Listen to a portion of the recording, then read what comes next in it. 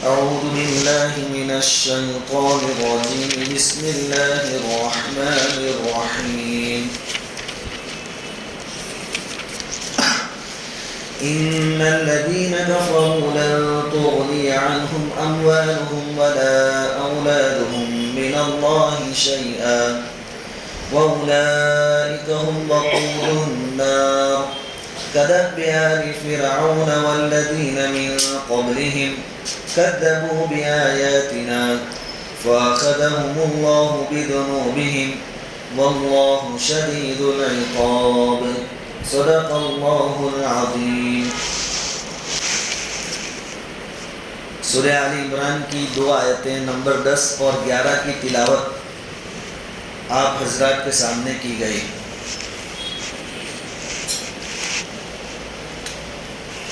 گزشتہ کل قرآن کریم کی 2 طرح کی آیتوں کے بارے میں ہماری گفتگو ہوئی تھی کہ قرآن میں 2 طرح کی آیتیں ہیں، محکم اور متشابہ۔ پھر اس کے ضمن میں یہ بات بھی آئی تھی کہ جن لوگوں کے دلوں میں تیراپن ہوتا ہے وہ لوگ محکم اور واضح الدلالت آیتوں کو چھوڑ کر متشابہ آیتوں کے پیچھے لگ جاتے ہیں، اور ایسا کرنے سے ان کا مقصد فتنہ اور فساد پھیلانا ہوتا ہے۔ اور یہ کس طریقے سے ہوتا ہے اس کی مثالیں بھی 1-2 پیش کی گئی تھی کہ بعض متشابہ آیتیں وہ ہیں جس کا ترجمہ اور معنی اللہ کے سوا کسی کو معلوم نہیں، اور بعض آیتیں وہ ہیں جس میں ایک لفظ کے 1 سے زیادہ معنی ہیں۔ اب کون سا معنی مراد لینا ہے اس کے لیے آپ کو دوسری آیتوں کو دیکھنا پڑے گا۔ جیسے قرآن کے ساتھ ایسا سلوک کیا گیا، ویسے حضور صلی اللہ علیہ وسلم کی احادیث کے ساتھ بھی کچھ ایسا سلوک ہوا ہے کہ لفظ کچھ اور تھے، اس کے معنی کچھ اور تھے، لیکن جن کے سینوں میں تیراپن تھا، کجی تھی، انہوں نے اس کا معنی کچھ اور لیا اور ایک پھوگٹ کی بحث کھڑی کی، اور اس بحث کے ضمن میں بڑا ہنگامہ مچایا۔ قرآن کریم میں سورہ بقرہ پارہ نمبر 2 میں ایک آیت ہے وَيَسْأَلُونَكَ عَنِ الْمَحِيضِ، یہ لوگ حائضہ یعنی حیض والی عورت کا حکم معلوم کرتے ہیں کہ ان کے ساتھ کیسا رہنا ہے۔ قُلْ هُوَ أَذًى، اللہ تعالیٰ فرماتے ہیں کہ آپ ان کو جواب دیجئے کہ حیض جو ہے، حیض یہ گندی چیز ہے، گندگی ہے۔ دیکھیے عورت کو گندا نہیں کہا گیا، حیض کو کہا گیا کہ گندگی ہے۔ فَاعْتَزِلُوا النِّسَاءَ فِي الْمَحِيضِ، اب کیسے رہنا ہے کہ جب عورت حالت حیض میں ہو تو ان سے دور رہو۔ اب دور رہنے کا مطلب یہاں یہ ہے کہ ان سے ہم بستری آدمی نہیں کر سکتا، یہ شریعت کا حکم ہے۔ لیکن ایک طرف کیا ہوا کہ حضور صلی اللہ علیہ وسلم کے بارے میں ماں عائشہ رضی اللہ تعالیٰ عنہ نے ایک روایت بیان کی۔ ماں عائشہ فرماتی ہیں کانا یباشرونی رسول اللہ صلی اللہ علیہ وسلم وانا حائض، کہ حضور صلی اللہ علیہ وسلم میرے ساتھ مباشرت کرتے تھے جبکہ میں حیض کی حالت میں ہوتی تھی۔ اب یہ مباشرت کا جو لفظ ہے اس کا ایک معنی اور ایک مطلب تو ہم بستری ہی ہے، لیکن دوسرا معنی ساتھ میں رہنا ہے، یہ بھی مباشرت کا ترجمہ ہے۔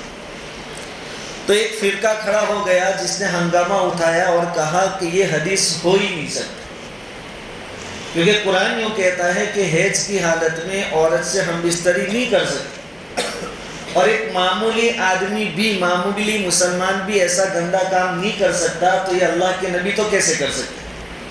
تو انہوں نے اس حدیث کا انکار کیا کہ یہ حدیث جھوٹی ہے، غلط ہے، حالانکہ حدیث موجود ہے اور صحیح حدیث کہ حضور صلی اللہ علیہ وسلم کے بارے میں ماں عائشہ فرماتی ہے رضی اللہ تعالیٰ عنہ کہ میں حالت حیض میں ہوتی، پھر بھی حضور صلی اللہ علیہ وسلم مجھ سے مباشرت فرماتے۔ تو اب بات اصل میں کیا ہے؟ بات اصل میں یہی ہے جو میں نے بیان کی کہ مباشرت کا ایک معنی ہوتا ہے ہم بستری کرنا، اور ایک معنی ہوتا ہے ساتھ میں رہنا، ساتھ میں سونا۔ تو حضور صلی اللہ علیہ وسلم جبکہ حضرت عائشہ رضی اللہ تعالیٰ عنہ حالت حیض میں ہوتی تو بھی آپ ان کے ساتھ سوتے تھے۔ صرف اتنا مطلب ہے، ہم بستری کا کوئی مطلب یہاں نہیں۔ اور اس کی وجہ بھی کیا ہوئی کہ اسلام سے پہلے آسمانی کتابیں یہودیوں کے پاس تھی، عیسائیوں کے پاس تھی، لیکن ان دونوں ماننے والوں نے، آسمانی کتابوں کے ماننے والوں نے عورتوں کے ساتھ بڑا ظلم کر رکھا تھا۔ یہودی کیا کرتے تھے کہ عورت کو حیض آ جائے تو پھر وہ پوری ناپاک سمجھتے تھے عورت، اس کے ہاتھ کا کھانا بھی حرام، پانی بھی نہیں پی سکتے، اس کے ساتھ رہتے بھی نہیں تھے، بلکہ عورتوں کے لیے الگ سے کمرے ہوتے تھے، روم ہوتے تھے، اس کے اندر عورتوں کو رکھتے تھے، اور جب تک حیض کی مدت پوری نہ ہو جائے واپس گھر آنے نہیں دیتے تھے۔ یہ انہوں نے اتنی زیادتی کر رکھی تھی۔ اور نصارہ یعنی عیسائیوں نے بالکل ان کے خلاف کام کر رکھا تھا۔ وہ کیا کہتے تھے کہ حیض میں کون سی بڑی بات، عورتوں کے ساتھ رہ بھی سکتے ہیں، ان کے ساتھ کھا پی بھی سکتے ہیں، اور ان کے ساتھ ہم بستری بھی کر سکتے ہیں۔ تو انہوں نے بالکل الگ کیا تھا، انہوں نے بالکل ساتھ میں کر دیا۔ لیکن اسلام نے بیچ کا راستہ بتایا۔ ہر چیز میں اسلام میں درمیانی راستہ بتایا گیا ہے، اور وہ راستہ جو فطرت کے قریب ہو، فطرت کے عین مطابق۔ حضور صلی اللہ علیہ وسلم نے اپنے قول سے بھی یعنی زبان سے کہہ کر بھی اور اپنے عمل سے بھی یہ بات بتائی امت کو کہ حیض آنے کی وجہ سے عورت پوری ناپاک نہیں ہوتی، اس کے ہاتھ کا کھانا بھی پاک ہے، اس کے ساتھ بھی رہ سکتے ہیں، اور آدمی ایک بستر پر اس کے ساتھ سو بھی سکتا ہے، الا یہ کہ اس کے ساتھ ہم بستری نہیں کر سکتے۔ تو یہ جو مباشرت کا لفظ تھا اس کو اٹھایا اور قرآن کی آیت کو اٹھایا کہ قرآن میں تو منع کیا گیا، نبی کیسے کر سکتے ہیں، لہذا یہ حدیث غلط ہے، پوری حدیث کا انکار کر دیا۔ ادھر جو لوگ بیٹھے ہیں ذرا بیچ میں آ جاؤ تو ذرا اور مزہ آئے مجھے بھی بولنے میں۔ کوئی تکلیف ہے ٹیک لگانا ہو، سامنے ٹیک لگا کر بیٹھ جاؤ، بیچ میں آ جاؤ، قرآن سننے بیٹھے ہی ہیں تو پھر آ جاؤ، یہاں ٹیک لگا کے بیٹھ جاؤ، بیٹھنا ہو۔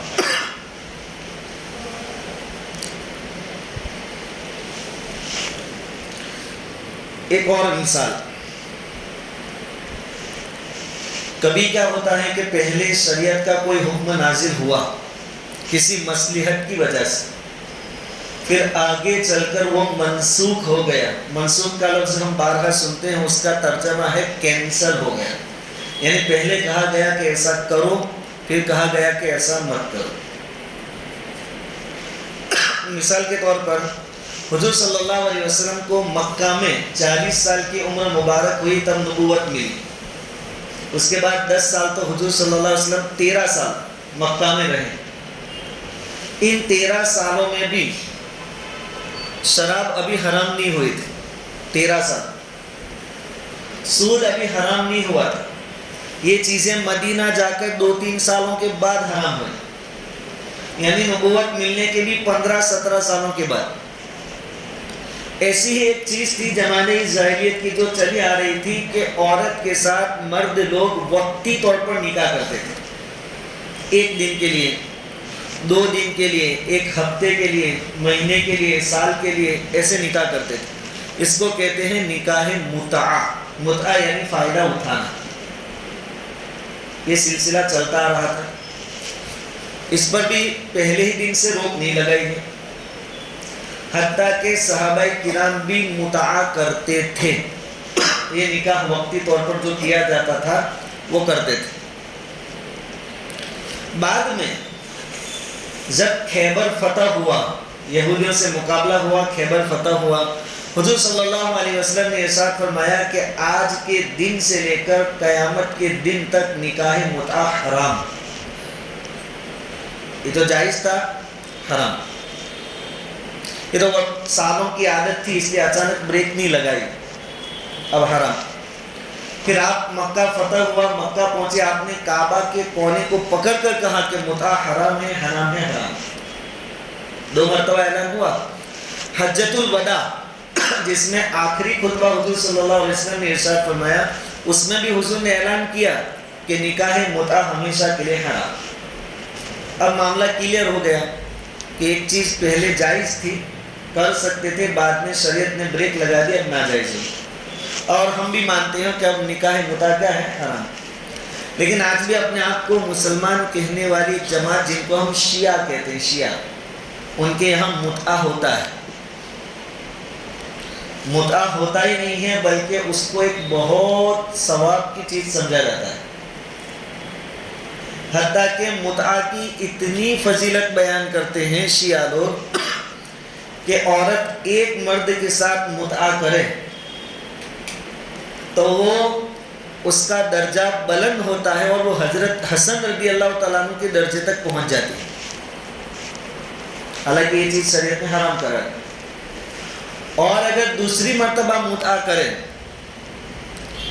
تو اس عورت کے غسل جنابت سے، ہم بستری کے بعد جو غسل کرے گی اس میں سے جتنے قطرے پانی کے گریں گے، ایک ایک قطرے پر اللہ تعالیٰ ایک ایک فرشتہ پیدا کریں گے، اور وہ فرشتہ قیامت تک اس عورت کے لیے مغفرت کی دعائیں کرے گا۔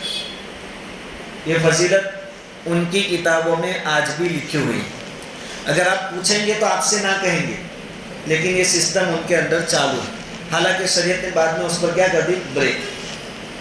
تو عام شیعہ سے پوچھیں گے جو عالم نہ ہو، جانکار نہ ہو، وہ منع کرے گا نہیں ایسا کہیں نہیں ہے، لیکن ہے۔ اور اگر کسی جانکار شیعہ سے پوچھیں گے تو وہ آپ سے کہیں گے کہ اس میں کون سی غلط بات ہے؟ بخاری کو تم مانتے ہو؟ کہا کہ ہاں بخاری شریف ہم مانتے ہیں۔ مسلم شریف مانتے ہو؟ ہاں۔ کہا کہ اس کے اندر یہ باتیں موجود ہیں کہ صحابہ کرام فرماتے ہیں کہ ہم لوگ متع کیا کرتے تھے۔ قرآن کے بعد سب سے زیادہ صحیح کتاب مانی جاتی بخاری، اس میں صحابہ کرام کا قول نقل کیا گیا، یہ تو ثابت ہے۔ حتیٰ کہ ایک روایت میں تو یہ آیا کہ دو صحابی رضی اللہ تعالیٰ عنہ یوں فرماتے ہیں کہ ہم دونوں ایک عورت کے پاس گئے متع کے لیے، اس میں ایک بڑی عمر کے تھے اور ایک نوجوان تھے۔ بڑی عمر کے جو تھے انہوں نے عورت سے درخواست کی، ریکویسٹ کی کہ میں تجھ سے متع کرنا چاہتا ہوں، اور ان کے پاس ایک قیمتی چادر تھی، مہر بھی تو دینا پڑتا تھا، تو کہا کہ اگر تو میرے ساتھ نکاح کرے گی تو ایک قیمتی چادر میں تجھے دوں گا۔ اور ان کے ساتھ جو دوسرے نوجوان تھے، یہ نوجوان تھے لیکن ان کے پاس ایسی قیمتی چادر نہیں تھی، تو عورت نے کیا کہا کہ مجھے آپ کی قیمتی چادر نہیں چاہیے، میں متع کروں گی اس نوجوان کے ساتھ۔ یہ روایتیں ہماری کتابوں میں موجود ہے، اور وہی عام آدمی کو وہ دکھاتے بھی ہیں، دیکھو تمہاری کتاب میں بھی ہے۔ لیکن اس کے بعد والی روایتیں جس میں منع کیا گیا، مسلم شریف میں ہے، تفسیر کی کتابوں میں ہیں، وہ باتیں امت کے سامنے وہ لوگ بیان کرتے نہیں ہیں۔ تو اس طریقے سے فتنے والی چیزیں شروع کی جاتی ہیں، اور امت میں اب ایک عام آدمی سے کہا جائے کہ بخاری میں ہے، اب آدمی بخاری کا نام سنے گا عام آدمی تو کہے گا جب بخاری میں ہے تو یہ تو صحیح ہے، اور یہ دو صحابی کا واقعہ سنے گا پھر تو کیا کہنا کہ وہ صحابہ نے کیا ہے، ان کے پاس دلیل ہے۔ اور ہمارے لوگوں کا مزاج بھی بگڑتا رہا ہے، کیا کہہ رہے ہیں؟ مسئلے کی دلیل قرآن سے یا بخاری سے بتاؤ۔ جو بھی یہ کہے کہ قرآن اور حدیث سے دلیل پیش کرو، سمجھو یہ غیر مقلد بن رہا ہے، کیونکہ شریعت کے مسئلے صرف قرآن سے ثابت نہیں ہوتے، صرف حدیث سے ثابت نہیں ہوتے، اس کے علاوہ دو آپشن اور بھی ہیں۔ صحابہ کرام نے کسی بات پر اتفاق کر لیا، سب جمع ہو گئے، اس سے بھی مسئلے ثابت ہوتے، اجماع امت، اور قیاس سے بھی مسئلے ثابت ہوتے۔ کوئی بھی یوں کہے قرآن میں نہیں ہے، حدیث میں نہیں ہے، سمجھو یہ غیر مقلد ہے، یا غیر مقلدوں سے متاثر ضرور ہے، امپریس ہوا ہے۔ تو اس طریقے سے مسئلے کھڑے ہوتے ہیں۔ ایسے لوگوں کے بارے میں وہ آیت جو کل پڑھی گئی وہ نازل ہوئی تھی، فَأَمَّا الَّذِينَ فِي قُلُوبِهِمْ زَيْغٌ فَيَتَّبِعُونَ مَا تَشَابَهَ مِنْهُ ابْتِغَاءَ الْفِتْنَةِ وَابْتِغَاءَ تَأْوِيلِهِ، کہ جن کے دلوں میں ٹیڑھاپن ہے وہ لوگ متشابہ آیتوں کے پیچھے لگ جاتے ہیں، ابتغاء فتنہ، فتنہ برپا کرنے کی نیت سے۔ تو ان کا ایک مصداق تو وہ لوگ تھے جو حضور صلی اللہ علیہ وسلم کے پاس آئے تھے، وہ نجران کا وفد، انہوں نے بھی دو الفاظ لے کر حضور کے سامنے دلیل کی تھی کہ حضرت عیسیٰ علیہ السلام کے بارے میں وروح من کہا گیا ہے، وکلمتہ کہا گیا ہے۔ ایک تو یہ، بعض مفسرین کہتے ہیں کہ یہ آیت خوارج یعنی خارجیوں کے بارے میں نازل ہوئی۔ خوارج ایک جماعت ہے، ایک فرقہ ہے، ان کا وجود حضور کی زندگی میں ہی ہو گیا تھا، الگ سے ایک جماعت ہو گئی تھی، جیسے آج نئے نئے فرقے آ رہے ہیں، ایسے اس زمانے یہ خارجی، بلکہ مفسرین لکھتے ہیں کہ سب سے پہلے اسلام کے دائرے سے الگ ہونے والے یہی ہے، خارجی لوگ، خوارج۔ ان کی پیدائش کیسے ہوئی اس فرقے کی؟ کہ غزوہ حنین ہوا مکہ فتح ہونے کے بعد، اس میں اللہ تعالیٰ نے مسلمانوں کو نتیجے کے اعتبار سے فتح عطا فرمائی اور بہت سارا مال غنیمت ملا۔ اس مال غنیمت کو حضور صلی اللہ علیہ وسلم نے لوگوں کے درمیان تقسیم فرمایا۔ اس تقسیم میں حضور نے کسی کو زیادہ دیا، کسی کو کم دیا، اور ایسا حضور نے حکمت اور مصلحت کی وجہ سے کیا تھا، اور حضور کو اس کا حق تھا۔ حضور کے بہت سارے کام، بلکہ سبھی کام حکمت اور مصلحتوں کے ساتھ ہوتے ہیں، نبی ہیں۔ مثال کے طور پر مکہ فتح کرنے کے لیے جب پڑاؤ ڈالا مکہ کے قریب، تو بہت سارے مکہ کے مشرکین آ کر ایمان میں داخل ہو رہے تھے۔ اس زمانے میں ابو سفیان جاسوسی کے لیے نکلے ہوئے تھے، مسلمان نہیں تھے کہ کتنے مسلمان ہیں، کیا تیاری ہے، یہ پکڑے گئے، حضور کے پاس لائے گئے۔ حضور صلی اللہ علیہ وسلم نے چچا عباس سے کہا کہ ان کے ساتھ سلوک اچھا کرنا اور صبح میں میرے پاس لے آنا۔ صبح میں جب لائے گئے حضور نے اسلام پیش کیا کہ اب تو ایمان میں داخل ہو جائے، اب تو مکہ بھی فتح ہو جائے گا اور اسلام غالب آ گیا، یہ حق ہے اس وجہ سے۔ تو تھوڑے آگے پیچھے ہو رہے تھے۔ حضرت عثمان غنی رضی اللہ تعالیٰ عنہ نے حضور کو مشورہ دیا کہ حضور ایک بات عرض کروں، دیکھو ابو سفیان ہے، سردار ہے مکہ کے، بڑے لوگ ہیں، اور بڑے لوگ جب تک ان کا اعزاز نہ کیا جائے، اکرام نہ کیا جائے، ان کی عزت نہ کی جائے، تعظیم نہ کی جائے، وہ جلدی راضی نہیں ہوتے۔ آپ ابو سفیان کا کچھ اعزاز اور اکرام کیجیے، کچھ عزت اور تعظیم کیجیے۔ حضور صلی اللہ علیہ وسلم کو یہ بات پسند آئی، حضور نے اعلان کروایا کہ جاؤ اعلان کرو کہ جو کوئی ابو سفیان کے گھر میں داخل ہو جائے گا اس کو امان، اس پر تلوار نہیں اٹھائی جائے گی۔ اب یہ ان کے لیے اعزاز کی بات ہے کہ میں سردار ہوں اور میرے نام کا اعلان ہوا کہ میرے گھر میں جو آ جائے وہ محفوظ۔ اب مسلمان ہو گئے، اکرام ملا، تو حضور نے کیوں دی عزت ان کو؟ حکمت کی وجہ سے، اور اس کا فائدہ ہوا۔ اسی طرح غزوہ حنین کے بعد جو مال ملا، حضور نے کسی کو کم کسی کو زیادہ دیا، حکمت اور مصلحت کی وجہ سے۔ لیکن تقسیم جہاں ہو رہی تھی وہ ایک آدمی تھا، اس کا نام تھا الخویصرہ۔ وہ کھڑا ہو گیا اور حضور صلی اللہ علیہ وسلم سے کیا کہنے لگا؟ اعدل فإنک لم تعدل، تقسیم کرنے میں انصاف کرو، تم انصاف نہیں کرتے، کسی کو کم دے رہے ہو کسی کو زیادہ۔ کس کو کہہ رہا ہے؟ حضور صلی اللہ علیہ وسلم۔ یہ سن کر حضور صلی اللہ علیہ وسلم کو غصہ آیا۔ حضور نے فرمایا کہ اللہ کے بندے، میں اللہ کا نبی ہو کر انصاف نہیں کروں گا تو کون کرے گا؟ میں یہاں انصاف ہی کر رہا ہوں، حکمت کا تقاضا ہے، اس لیے کسی کو زیادہ کسی کو کم دے رہا ہوں۔ لیکن وہ آدمی وہاں سے پیر پچھاڑ کر چلا گیا۔ اب وہ جانے لگا تو حضرت عمر رضی اللہ تعالیٰ عنہ یا حضرت خالد بن ولید یا دونوں نے حضور صلی اللہ علیہ وسلم سے اجازت چاہی کہ حضور اجازت دیجیے۔ اس کی ہمت کیسے ہوئی آپ کے سامنے ایسا بولنے کی؟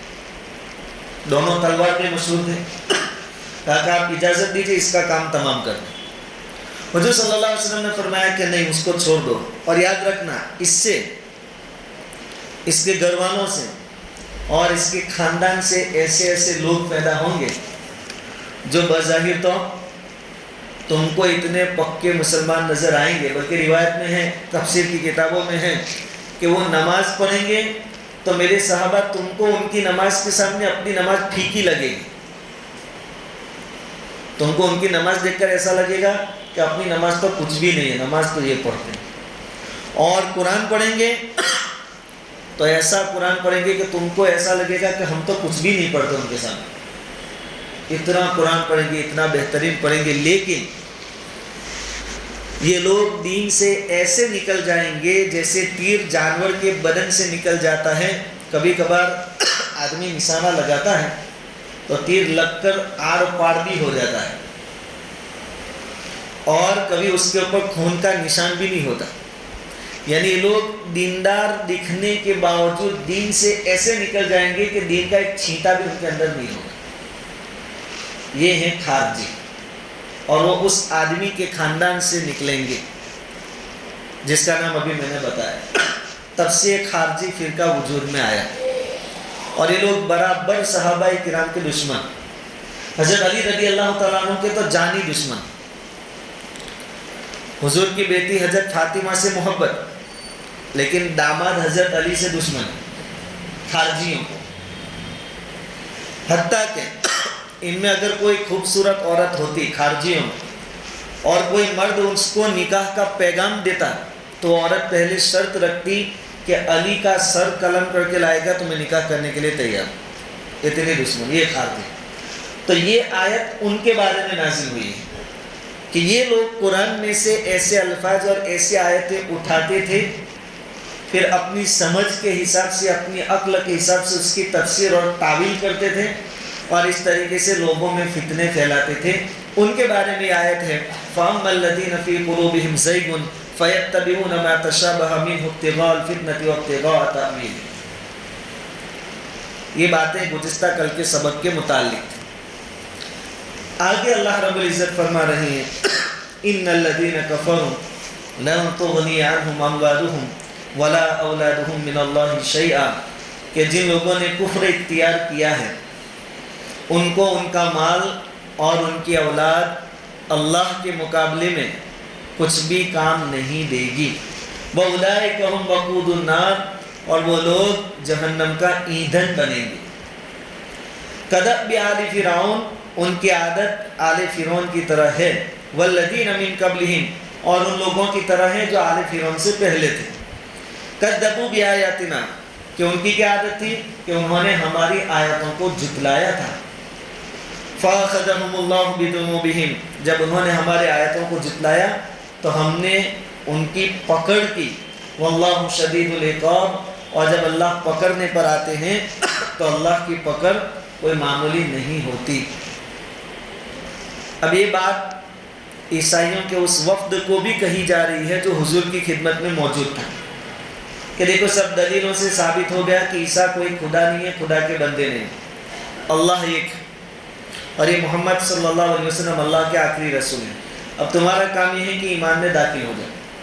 اگر تم داخل نہیں ہوں گے اور اپنے کفر پر اور شرک پر اڑے رہو گے تو تمہارا انجام بھی ویسا ہی ہو سکتا ہے جو تم سے پہلوں کا ہوا، فرعون کا ہوا، کہ ان کا مال اور ان کی اولاد کچھ بھی کام نہیں آیا. فرعون کے پاس کتنی دولت تھی، قارون کے خزانوں کی چابیاں اتنی تھی کہ طاقتور مرد بوجھل ہو جاتے تھے، اٹھانے سے عاجز ہو جاتے. چابیاں صرف اتنی تھی تو خزانے کتنے ہوں. لیکن جب ان پر اللہ کی پکڑ آئی تو نہ ان کا مال ان کو بچا سکا، نہ اولاد بچا سکی. ویسے بھی کافی لوگ یوں کہا کرتے تھے کہ نحن اکثر اموالا و اولادا، کہ ہماری تو اولاد بھی بہت ہے اور ہمارے پاس مال بھی بہت ہے، اس لیے اگر کوئی عذاب وغیرہ بھی آئے گا تو ہماری اولاد کے ذریعے اور اپنے مال کے ذریعے ہم اس کا مقابلہ کر لیں گے. لیکن اللہ تعالیٰ نے ایگزامپل بھی دی ہے کہ اس بھرم میں مت رہنا. فرعون کے پاس تم سے زیادہ تھا، قارون کے پاس تم سے زیادہ تھا، قوم عاد اور ثمود تم سے زیادہ طاقتور اور مضبوط تھے، لیکن جب انہوں نے ہماری آیتوں کو جھٹلایا تو ہم نے ان کا نام و نشان ختم کر دیا. اور اللہ تعالیٰ کو سب سے زیادہ غصہ کس پر آتا ہے؟ اللہ کی آیتوں کو جھٹلانے والوں پر.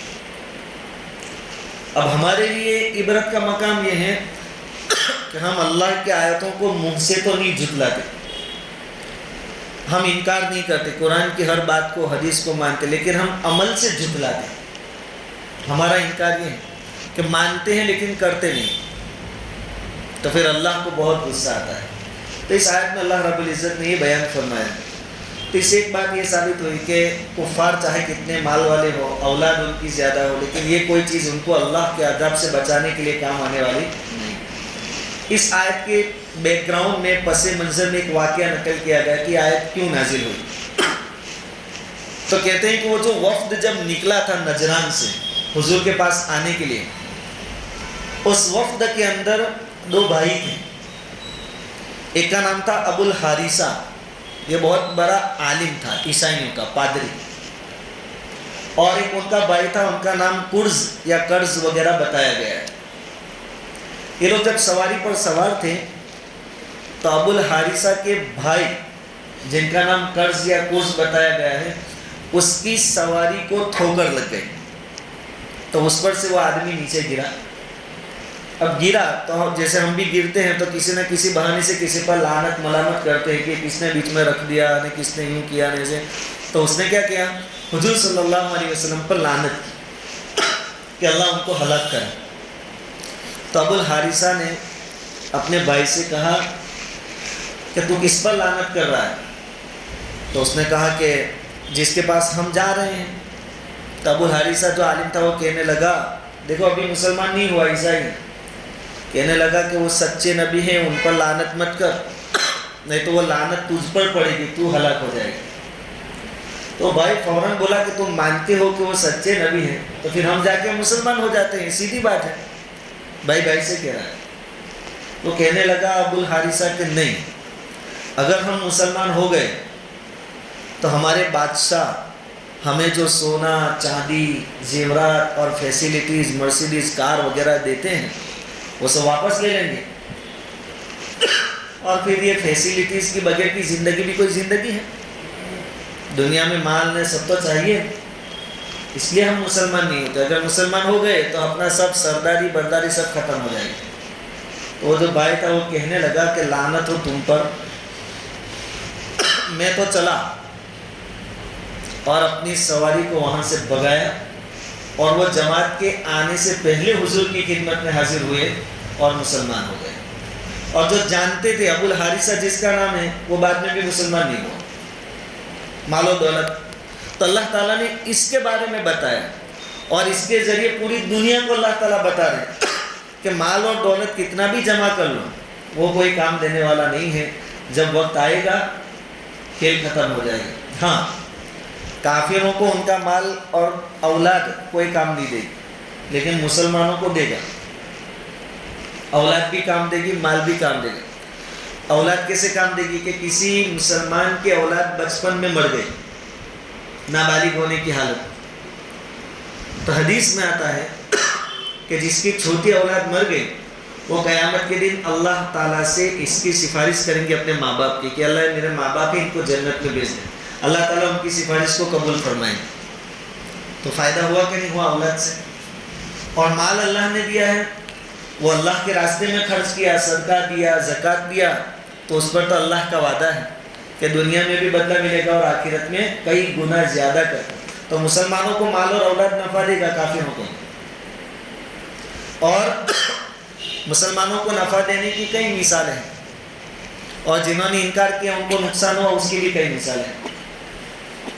مثال کے طور پر حضرت شیخ رحمۃ اللہ علیہ نے فضائل زکوٰۃ میں ہی واقعہ لکھا ہے، دونوں واقعے اس کے اندر موجود ہیں کہ حضور صلی اللہ علیہ وسلم نے ایک صحابی کو زکوٰۃ وصول کرنے کے لیے ایک آدمی کے پاس بستی سے باہر بھیجا. وہ گئے اور کہا کہ زکوٰۃ لاؤ. اب اس وقت زکوٰۃ کے لیے آدمی خود آتا تھا، مال چیک ہوتا تھا اور حضور کا حکم یہ تھا کہ میڈیم مال لینا ہے، نہ بہت اچھا نہ بہت گھٹیا، میڈیم. انہوں نے سارے جانور سامنے کیے، انہوں نے کہا کہ اتنا مال تم پر واجب ہے، تو انہوں نے اچھے سے اچھے جانور لا کر پیش کیے. تو وہ صحابی رضی اللہ تعالیٰ نے کہا کہ نہیں، مجھے اس کا حکم نہیں ہے، مجھے تو میڈیم چاہیے، درمیانی چاہیے. وہ ضد کر رہے ہیں، اصرار کر رہے ہیں کہ میں سامنے سے دے رہا ہوں. کہا کہ نہیں، حضور کا حکم نہ کیا، اگر تم کو دینا ہی ہے تو تم خود چلو حضور کے پاس اور اجازت لے. اسی صحابی کا جو زکوٰۃ وصول کرنے کے لیے نکلے تھے ایک اور آدمی کے پاس سے گزر ہوا. اس سے کہا کہ بھائی زکوٰۃ، اب وہ یا تو منافق ہوگا، زکوٰۃ کا انکار کرنے والا ہوگا. اس نے کہا کیا ہر سال آ جاتے ہو، سال پورا ہوتا نہیں کہ آ کے کھڑے ہو جاتے ہو ادھر؟ کل آنا، آج تو میں بہت مشغول ہوں، میرے پاس ٹائم نہیں. یہ صحابی دوسرے دن گئے تو دوسرے دن بھی کہا آج بھی میرے پاس ٹائم نہیں ہے، کل آنا، میں بہت بیجی آدمی. بعض لوگ خالی خالی بھی بیجی ہو جاتے ہیں. تیسرے دن گئے تو بالکل جو گھٹیا مریل تتو جانور جو تھے تو مرنے کی تیاری پر تھے، دبلے پتلے، وہ لا کے کہا لے جاؤ اس کو زکوٰۃ. وہ صحابی کہنے لگے کہ اس کا حکم مجھے نہیں ہے، اتنے دبلے پتلے میں نہیں لوں گا، درمیانی چاہیے، میڈیم چاہیے. کہا کہ یہ ہیں، چاہیے تو لے جاؤ نہیں تو چلے جاؤ. کہ وہ صحابی حضور کی خدمت میں آئے اور عرض کیا کہ حضور ایک آدمی نے یہ کہا اور ایک آدمی نے ایسا کیا. تو حضور نے جس نے وہ مریل تتو جانور دیے تھے نا اس کے لیے دعا کی. کیا دعا کی؟ کہ اللہ جس نے منع کیا اس کے مال کو بڑھا. سوچنے والی بات ہے، بڑھا. وہ صحابی تعجب کرنے لگے کہ حضور مال کی بڑھوتری کی دعا کر رہے ہیں، لیکن وہ سمجھتے تھے کہ کوئی حکمت ہے. خاموش رہے. حضور کی دعا قبول ہوئی، اس آدمی کا مال بڑھا، بڑھوتری ہوئی. اب بستی کے قریب رہ کر اس کو سنبھالنا مشکل ہو گیا، گھاس پانی کا مسئلہ یہ سب ڈھونڈنے. تو وہ مدینہ سے دور گیا، پھر اور بڑھا مال.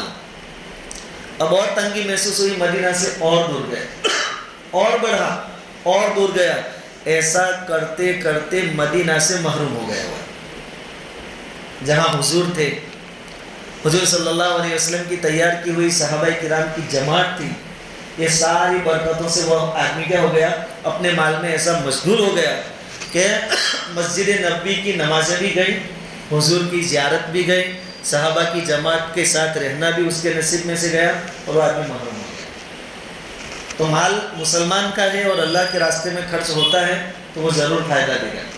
اور غیر مسلم کا ہے تو اللہ تعالیٰ نے فرمایا لن تغنی عنہ، لن عربی گرامر کے اعتبار سے تاکید کے لیے کہ ہرگز کام نہیں آئے مال اور دولت. اور یہ مسئلہ آگے ہو گیا فرعون کے ساتھ بھی کہ اس کو بھی کام نہیں آیا، اور حامان، قارون، شداد سب کے ساتھ ہو گیا. اخیر زمانے میں حضور صلی اللہ علیہ وسلم نے فرمایا ہے کہ کچھ لوگ ایسے آئیں گے جو قرآن پڑھیں گے اور پڑھائیں گے، لیکن آیات متشابہات جو ہے یعنی ملتی جلتی آیتیں جن کا مطلب واضح نہیں ہے ان کو پکڑیں گے، ان کے پیچھے لگیں گے اور پھر بہت آگے نکل جائیں گے، خود بھی گمراہ ہوں گے اور بہت سارے لوگوں کو گمراہی میں مبتلا کریں گے. تو اللہ کا شکر ادا کریں کہ ہم قرآن پر پورا یقین رکھتے ہیں اور ہم ایسے کھوج کود میں نہیں پڑھتے ہیں. ہم تو آمنا و صدقنا کہ قرآن میں جو باتیں ہیں سب کل من عند ربنا ہمارے رب کی طرف سے، اس کو ہم مانتے ہیں. پوری بات کا خلاصہ کہ اگر ہمارا مال، ہماری اولاد اللہ کے راستے میں خرچ نہیں ہو رہا ہے اور ایمان نہیں ہے تو یہ ساری چیزیں ہمیں کوئی فائدہ دینے والی نہیں ہیں. اور عیسائیوں کی جو جماعت آئی تھی ان کو بھی الٹیمیٹم ہے اس کے اندر کہ اگر تم بھی ایمان نہیں لاؤ گے تو تمہارا حشر بھی فرعون اور آگے جو گزرے ان کے جیسا ہوگا.